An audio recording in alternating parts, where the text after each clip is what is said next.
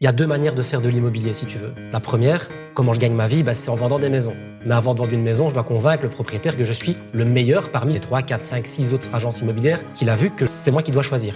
Et pour ça, j'ai 3 manières de le faire. La première, j'ai la commission la plus basse. Moi, je suis convaincu qu'il vaut mieux vendre quelque chose à un prix correct, mais de ne pas brader ses services parce que c'est des business qui ne tiennent pas sur du long terme. La deuxième chose, c'est d'avoir un super service. Donc nous, on travaille beaucoup là-dessus, je pense que vous l'avez compris. Et malheureusement, ce qui se fait beaucoup dans l'immobilier, c'est de faire des promesses qui ne sont pas atteignables aux propriétaires. Et les gens qui ne sont pas informés de ça se disent « Ok, je fais venir 3 agences, celle qui me donne le prix le plus élevé de mon bien, c'est avec elle que je vais travailler, c'est une grave erreur. » Donc la première chose qu'on a dû faire, c'est de trouver un moyen de présenter les choses sans mentir, parce que pour moi, c'est du mensonge. Surestimer une maison pour avoir un contrat, c'est mentir. Mais de permettre aux propriétaires de rêver, parce que les gens ont leur réalité. On a beaucoup de gens qui ont acheté des maisons il y a quelques années relativement chères, quand les taux étaient très bas. Aujourd'hui, ça n'a pas monté, en tout cas en termes de valeur, ou peut-être que ça a même un petit peu chuté.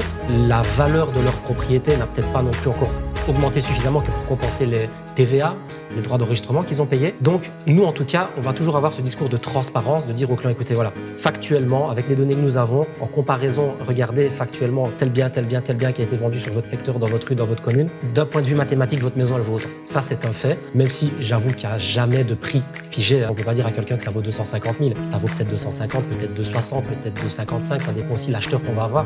Ça dépend de la personne. Est-ce qu'elle va en avoir besoin? Est-ce qu'elle a envie aussi? Est-ce que ça fait 6 mois que tu cherches ou pas en tant qu'acheteur? Tu vas pas mettre le même prix. Mais par contre, on doit aussi tenir compte des réalités du propriétaire, l'informer sur la réalité du marché et mettre tout en place après pour arriver à une certaine satisfaction.